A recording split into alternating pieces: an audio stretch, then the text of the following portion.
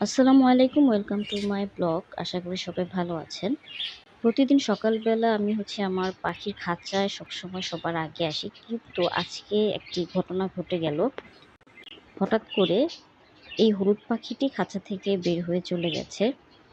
মূলত আমার দোষের কারণেই গেছে। এই পাখিটি প্রতিদিন দেখতাম যে এই সাদা পাখিটার সাথে এখানে বসে থাকতো। এই বাচ্চাগুলোর বয়স কিন্তু ১ মাস ২-৩ দিন হয়েছে, এরকম হবে। আসলে খুবই খারাপ লাগছে আমার। আমি কল্পনাও করতে পারছি না যে পাখিটা নেই। কারণ পাখিটা সকালবেলাও আমি হাতে নিয়েছিলাম, ধরেছিলাম। আর কিভাবে যেন মানে হুট করেই চলে গেল। এটা আসলে সত্যি সকালবেলাই এরকম একটা ঘটনাতে আমি খুবই বিচলিত। তো এই পাশের খাঁচাটা একটু দেখাই। এখানে কিছু পাখি আছে আর ভিতরের ২ টা পেয়ার আছে। ওরা কিন্তু ১ম বার বাচ্চা দিল। আর এই হলুদ পাখির একটা বিশেষত্ব হচ্ছে এদের চোখগুলো কিন্তু লাল। আর এদের কাছ থেকে এখন পর্যন্ত আমি কোনো প্রকার ডিম বাচ্চা পাইনি। দেখা যাক পরবর্তীতে এদের থেকে কোনো ডিম বাচ্চা পাই কিনা। মন খারাপ করে তো আর লাভ নেই। তাই পাখিটা যখন বের হয়ে যায় আমি কিন্তু সাথে সাথেই ঘর থেকে বের হই। আর আমি ঘর থেকে বের হতে হতেই ও জানালা দিয়ে ঠিক এখান দিয়ে বের হয়ে ওই বাহিরে বসেছিল। ওই জায়গাটায় বসেছিল। তো আমি দরজা দিয়ে বের হয়ে যেতে, যেতে দেখি এখান থেকে উড়ে চলে যায়। তো এখান থেকে উড়ে চলে গেলে আমাদের ছাদের উপরেই থাকার কথা ছিল। তো তার জন্য আমি ছাদে চলে আসি। কিন্তু ছাদে এসে দেখি যে ছাদের আশেপাশে কোথাও নেই। আর যেহেতু পাখিটি খুবই ছোট, খুব বেশি একটা যে উড়তে পারবে তা কিন্তু না। হয়তো কোনো বড় পাখি অথবা কোনো মানুষই ওকে ধরে ফেলবে। ঠিক এই জায়গাটা দিয়ে ওরা উড়ে গেছে। আমি অনেকক্ষণ ধরে এই গাছের সামনে তাকিয়ে দেখছিলাম যে আসলে পাখিটাকে পাওয়া যায় কিনা। কারণ এর আগেও এরকম হয়েছিল। আমার একটা পাখি উড়ে চলে গেছিল। তার পরবর্তীতে আমি আম গাছ থেকে সেই পাখিটাকে উদ্ধার করি। আমি অনেকক্ষণ ধরে তাকিয়ে দেখছিলাম যে পাওয়া যায় কিনা। আমি এখান থেকে চোখই ফিরাতে পারছিলাম না, কারণ ঠিক এখান দিয়েই আমার ওই পাখিটা উড়ে গেছে। পাখি পাই আর না পাই এসে দেখি ছাদের উপরে থেকে আমাদের বাড়ির যে মুরগিগুলো আছে পাশের বাড়ির আম গাছের উপরে বসে আছে সুন্দর করে। দেখতে একদম বড় কাকের মতো লাগছে। যাই হোক, আজকে এই উছিলায় আমি আমার পুরো ছাদ বাগানের ভিডিও এবং সবগুলো অ্যানিমেলসের আপডেট শেয়ার করব। আগে পাখি উড়ে গেলে কিন্তু আমার মনটা খারাপ হতো। এখন তেমন একটা আফসোস হয় না, কারণ সবই ভাগ্য। আর আমাদের ভাগ্যে কি ঘটবে না ঘটবে এটা কিন্তু আমরা আগে থেকেই বলতে পারি না। যেমন ঠিক ১ সেকেন্ড ১ সেকেন্ডের মধ্যে পাখিটা আসলে গায়েব হয়ে গেল। এর আগেও আমার অনেকগুলো পাখি চলে গেছে। প্রায় ৭-৮টার মতো হবে। ছাদের উপরে এসে দেখি এখানে যে আমি বেগুনের বেড করেছিলাম, এখন তো আর বেগুন গাছ নেই। কিন্তু এখানে প্রচুর পরিমাণে নয়নতারা গাছ হয়েছে। সাদা এবং গোলাপি কালার যে ভ্যারাইটিটা আছে এটা। এই ২ টা কালার কিন্তু সচরাচর সবসময় হয়। যেকোনো টাইপের মাটির মধ্যে হয়ে থাকে। কিন্তু অন্যান্য যে নয়নতারাগুলো আছে এগুলো কিন্তু ভালো মাটি না পেলে এবং ভালো পরিবেশ না পেলে সহজে হতে চায় না। আর আমাদের বাড়িতে বর্ষা আসলেই তো পানি হয়। তো দেখা যাচ্ছে পানিগুলো এখনো কিন্তু কমেনি। প্রচুর পরিমাণে পানি হয়েছিল। আগে থেকে অনেকটা শুকিয়েছে। আর ওই যে দূরে দেখা যাচ্ছে আমার কচুর ক্ষেত আরকি। গ্রাম থেকে এই কচুগুলো আনা হয়েছিল। খুবই ভালো পরিমাণের লতা হয় এই কচু থেকে, লতি বলি। তো আমরা আমাদের গ্রামে লতা বলে, অনেকে লতি বলে। তো আপনারা কে কি বলেন কমেন্ট করে জানাবেন। পাখি তো আর খুঁজে পাচ্ছিলাম না, তাই পরিবেশটা ঘুরে ঘুরে দেখছিলাম আকাশটা। আর আজকে সকালবেলায় আকাশটা খুবই মেঘলা ছিল।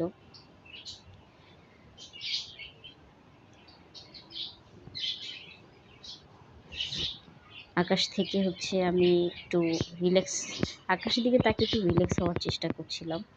কিন্তু বিশ্বাস করেন পাখির কথাটা আমার মাথা থেকে যাচ্ছেই না। এদিকে আমি সবসময় ছাদে আসলে মিনিও আমার সাথে চলে আসে। আর মিনি ইদানিং আমাকে একটু বেশি ভয় পায়। আমি জানি না কেন আমার কাছে আসতে চায় না। একদিন ওকে মেরেছিলাম। ও হচ্ছে খরগোশকে কামড় দিয়েছিল, যার জন্য এখন আমার কাছে আসে না। এমনিতেই কিন্তু মিনি মেয়েটা খুবই লক্ষ্মী, আর এখন হচ্ছে ও প্রেগনেন্ট। কিছুদিন পর হয়তো ওর আবার বাচ্চা হবে, আর এবার হয়তো এটা ওর পঞ্চম অথবা ষষ্ঠতম বাচ্চা। যাই হোক, এই যে আমার পুরো ছাদ বাগানের ভিউ। আমার আগের ভিডিওগুলো যদি আপনারা লক্ষ্য করে থাকেন, তখনকার ছাদ বাগান আর এখনকার ছাদ বাগান, এই দুইটা ছাদ বাগানের মধ্যে কিন্তু আকাশ পাতাল তফাৎ। কারণ আগে আমি যেভাবে আমার ছাদ বাগানের যত্ন করতাম, এখন কিন্তু ঠিক সেইভাবে আমি ছাদ বাগানের যত্ন করতে পারি না। এই নাম না জানা ফুলগুলো কিন্তু অনেক সুন্দর লাগে। আপনারা যদি কেউ এই গাছটির নাম জেনে থাকেন, তাহলে অবশ্যই আমাকে জানাবেন। আমি রাস্তা থেকে একটা ডাল নিয়ে এসে তারপর হচ্ছে এটা লাগিয়েছিলাম। মাশাল্লাহ, ৩টা ফুল একসাথে হয়েছিল, দেখতে খুবই সুন্দর লাগছিল। আর এমনিতে ফুল দেখলেই তো আমার মাথা নষ্ট হয়ে যায়। যাই হোক, তারপর হচ্ছে পুরো ভিউটা ঘুরে ঘুরে দেখছিলাম। আজকে তেমন ফুল ফোটেনি, অন্যান্য সময় কিন্তু আরও বেশি ফুল ফোটে। আর এই ড্রাগন গাছের ভিডিও আমি এর আগেও দিয়েছি। প্রতিবারই এটার মধ্যে ফল আসে, ফুল আসে, কিন্তু ফল হয় না। আর ড্রাগন গাছ সম্পর্কে আমার তেমন কোনো এক্সপিরিয়েন্স নেই। যারা ভিডিওগুলো দেখছেন তাদের মধ্যে কেউ যদি জানেন যে কেন ড্রাগন গাছে ফল হচ্ছে না, তাহলে অবশ্যই কিন্তু আমাকে জানাতে পারেন। আমি চেষ্টা করব আপনাদের দেওয়া টিপসগুলো কাজে লাগানো। তো আমার এখানে আছে আমার পেয়ারা গাছ। এটার ভিডিও আমি এর আগে দিয়েছিলাম, অনেক আগে।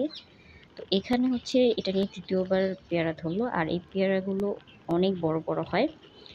প্রায় এক একটা পেয়ারার ওজন হাফ কেজির একটু নিচে। এই পেয়ারার জাতটাকে বলা হয় থাই 7। তো থাই 7 পেয়ারাগুলো অনেক বড় হয় তুলনায়। আর এই পেয়ারাগুলো যেহেতু আর কয়েকদিন, এই ১৫-১৬ দিনের মধ্যে খাওয়ার উপযুক্ত হয়ে যাবে, আর এখন হচ্ছে পাখি এসে এগুলো খেয়ে ফেলতে পারে, তাই আমি হচ্ছে পলি দিয়ে ঢেকে দিয়েছি, যাতে পাখিতে এগুলো নষ্ট করতে না পারে। একটা পেয়ারা পাখি পুরোপুরি খেতে পারবে না, যেহেতু অনেক বড় হয় এই পেয়ারাগুলো। এখানে আমি 4টা হলুদ গাছ লাগিয়েছি। তো ঢাকা শহরে দেখা যায় কাঁচা হলুদ অনেক সময় কিনতে পাওয়া যায় না বা খুঁজে পাওয়া যায় না, যার কারণে ছাদের উপরে হচ্ছে 4টা হলুদ গাছ লাগিয়েছি। মাশাআল্লাহ, দিল্লি বৃষ্টি পেয়ে গাছগুলো অনেক সুন্দর হয়েছে। পরবর্তীতে এগুলো আমি অন্য একটি জায়গায় সরিয়ে দেব। সকালবেলায় এসে দেখি এই যে রেইন লিলিতে অনেকগুলো কলি এসেছে, যেহেতু এখন বর্ষাকাল, আর এই সময় কিন্তু রেইন লিলি ফুটে থাকে। আর রেইন লিলিতে বর্ষাকাল ছাড়াও আপনি চাইলে রেগুলারই ফুল পেতে পারেন, কিছু কাজ আপনাকে করতে হবে। আর একপাশে আমি ছাদে লাগিয়েছি পালং শাক, সরি কী বলে এগুলো, কলমি শাক। এই কলমি শাকগুলো হচ্ছে মূলত আমি আমার বাজিগর পাখির জন্য লাগিয়েছি। কারণ হচ্ছে বাজিগর পাখি কলমি শাক অনেক পছন্দ করে। মাঝে মধ্যে এদের ডায়েটের কথা ভেবে এই কলমি শাকগুলো হচ্ছে খাওয়ানো হয়। তাছাড়াও আমি অন্যান্য শাকসবজিও দিয়ে থাকি। তো এগুলো আরেক সময় শেয়ার করব। যেহেতু এখন অনেক সকাল, আমি সকালবেলা হচ্ছে এই ফুটেজগুলো নিয়েছি। পুর্তলাকাগুলো এখনও ঠিকমতো ফুটেনি। মশরোজ, পুর্তলাকা এখানে আছে কিন্তু ফুটেনি, কয়েকটা হয়তো ফুটেছে। আর ছাদ বাগানের টবগুলো, মাটি, সব কিছুরই অবস্থা খুবই খারাপ। তো পাখি খুঁজে তো আর পেলাম না, তাই ভাবলাম যে কিছু পুদিনা পাতা নিয়ে যেয়ে বাজিকর পাখির জন্য পুদিনা পাতা নিয়ে তাদেরকে এখন খেতে দিব। পুদিনা পাতা কিন্তু পাখির জন্য খুবই উপকারী। মাঝে মধ্যে হচ্ছে পুদিনা পাতা খাওয়াইতে ঠান্ডা লাগার যে ব্যাপারটা আছে সেটা কমে যাবে, রোগ ব্যাধি কম হবে। থানকুনি পাতা, পুদিনা পাতা, তুলসী পাতা, এই পাতাগুলো আপনার হচ্ছে মাঝে মধ্যে পাখি, খরগোশ আছে, এগুলোকে খাওয়াতে পারেন। অন্যান্যরা কিভাবে পাখি পালে সেটা আমি জানি না, অনেকে অনেক ধরনের মেডিসিন ফলো করে। তো আমি আমার পাখিকে তেমন মেডিসিন খাওয়াইনি এখন পর্যন্ত। মাশাআল্লাহ, আমি 2 জোড়া পাখি থেকে কিন্তু আমার এইসব পাখিগুলো করা। নিয়মিত ডিম বাচ্চা সবই হচ্ছে। আমি সবসময় নেচার ফুড দেওয়ার চেষ্টা করি আমার বাজিকর পাখিগুলোকে।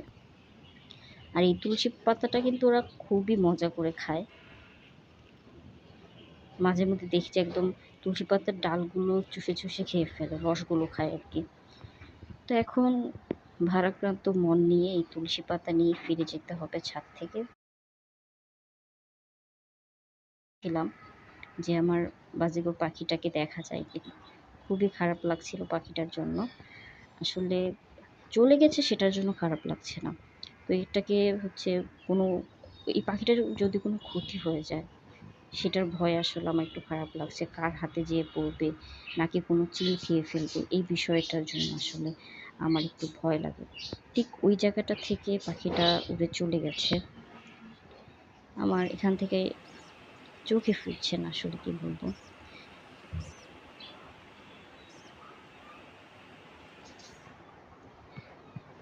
যাই হোক পাখিকে এখন হচ্ছে পুদিনা পাতা খেতে দিব। তো আমি সামনে দেখে এরা পুদিনা পাতা খেতে আসছে না, আর খাঁচাগুলো অনেক বেশি উঁচুতে হয়ে গেছে। ইনশাল্লাহ আর কিছুদিন পর আপনারা আমার বাজিঘর পাখির নতুন সেটআপ দেখতে পারবেন। আর কয়েকটা দিন তারপর হচ্ছে আমি বাজিঘর পাখির জন্য একটা নতুন সেটআপ বানাবো। আর এই যে এখানে হচ্ছে গতকালকে রাত্রে আমি এই মানি প্লান্ট গাছগুলো রাস্তার পাশ থেকে নিয়ে এসেছি, নিয়ে এসে মাটির টবে দিয়েছি। দেখতে কিন্তু মাশাআল্লাহ খুবই সুন্দর লাগছে। আপনারাও কিন্তু ঘর সাজানোর জন্য এই টাইপের গাছগুলো ইউজ করতে পারেন। আমি ভিডিও করার সময় সবসময় আমার রকি আমাকে ডিস্টার্ব করে, পায়ের মধ্যে কুটকুট করে কামড় মারে। কারণ হচ্ছে যতক্ষণ না পর্যন্ত রকিকে আমি আদর করব ততক্ষণ পর্যন্ত এই ডিস্টার্ব করতেই থাকবে। সচরাচর রকি কিন্তু এমনিতেই ভিডিওর সামনে আসতে চায় না, খুবই দুষ্ট, দেখতে ভোলা হলেও খুবই দুষ্ট। আর রকি হচ্ছে আমার একমাত্র খরগোশ যে কিনা আমার সব কথাই শোনে। কথা বলতে পারে না কিন্তু হচ্ছে কথা বুঝতে পারে। যাই হোক, অনেক দিন পর আমার লফটের ভিডিও দেখা, আমি প্রায় আমার এই লফটের ভিডিও দেওয়া ছেড়েই দিয়েছি। তো আফটার মেনি ডেজ অনেকদিন পর হচ্ছে আসলাম আমার লফটে। তো আমার লফট এখন সম্পূর্ণ খালি। আগে এখানে যে অনেক কবুতর ছিল, প্রায় ৭-৮ জোড়া কবুতর ছিল। আমার বিগত যে ৬-৭ মাস আগের ভিডিওগুলো আছে, তারও আগের ভিডিও, ওইখানে হচ্ছে আমি সবসময় আমার লফটের আপডেট দিতাম। বাট তারপর থেকে হচ্ছে লফটে আর আসা হয় না। এই হচ্ছে মিসেস ভুলু। তো ভুলুর বয়স কিন্তু প্রায় ২ বছর হয়ে যাচ্ছে। আর এই পর্যন্ত ভুলু ৫ বার বাচ্চা দিয়েছে। এখন ভুলুকে আমি আপাতত রেস্টে রেখেছি। এখন হচ্ছে আমি চাই না যে ওর আবার বাচ্চা হোক। কারণ রেস্ট নেওয়াটা পশু পাখিদের জন্য খুবই জরুরি। অনেককে দেখেছি যে খামার করার লোভে প্রতি মাসে হচ্ছে খরগোশকে দিয়ে ব্রিডিং করিয়ে থাকে। এই জিনিসটা কিন্তু মারাত্মক ভুলেদের জন্য খুবই ক্ষতিকর। কারণ একটি খরগোশ মূলত ৭ থেকে ৮ বছর বাঁচে। তার মধ্যে যদি আপনি এদেরকে খুব বেশি ব্রিডিং করান তাহলে কিন্তু এরা তাড়াতাড়ি মারা যাবে। তো আমার এই ভুলুকে দেখে কিন্তু মনে হবে না যে ও ৫-৬ বার বাচ্চা দিয়ে ফেলেছে, মাশাআল্লাহ। আরেক সময় আমি ভুলুর সম্পূর্ণ ভিডিও দেওয়ার চেষ্টা করব। আর আমার সবগুলো কবুতর যেহেতু আমি বিক্রি করে দিয়েছি, আমার কাছে কেবল ১ জোড়া কবুতর আছে। এটা হচ্ছে গিরিবাজ। আমি ১ম যে গিরিবাজ কবুতরটা নিয়েছিলাম, সেই গিরিবাজ কবুতরটা রেখে দিয়েছি। কিন্তু কয়েকদিন যাবৎ এরা ঠিকমতো ডিম বাচ্চা করছে না।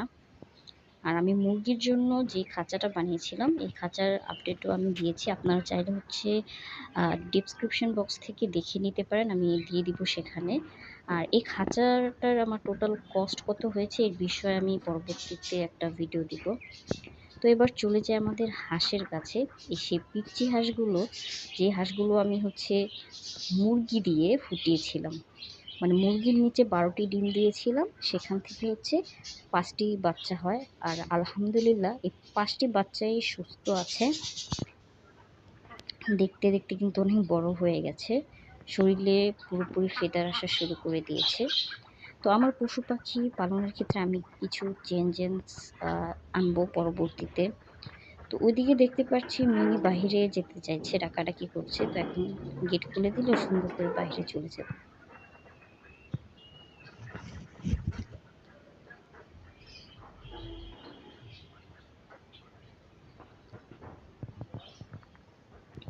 দেখি ও বাহিরে কি করতে চায়। আচ্ছা, ও বাহিরে মূলত ঘাস খেতে এসেছে। খরগোশের সরি, বিড়ালের যখন গ্যাসের প্রবলেম হয় তখন ও হচ্ছে ঘাস খায়। খেলে হচ্ছে ওদের বমি হয়, তো গ্যাসের প্রবলেমটা কমে যায়। তো ওরা নিজেদের ট্রিটমেন্ট কিন্তু নিজেরাই করে। আল্লাহ তাআলার অশেষ রহমত।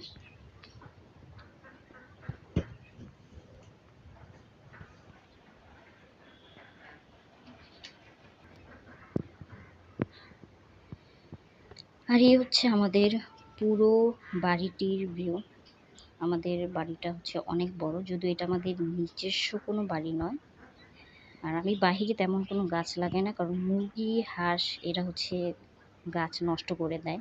তো এখানে হচ্ছে সাদা স্পাইডার লিলি, পোলাও পাতা, আর এই গাছগুলো আমি ইনডোর হিসেবে লাগিয়েছিলাম। পরে বৃষ্টি আসার কারণে বাইরে রেখেছি, কারণ বৃষ্টির পানি গাছের জন্য খুবই উপকারী। মাঝে মধ্যে তাই বাইরে রেখে দিই বৃষ্টির পানি পড়ার জন্য।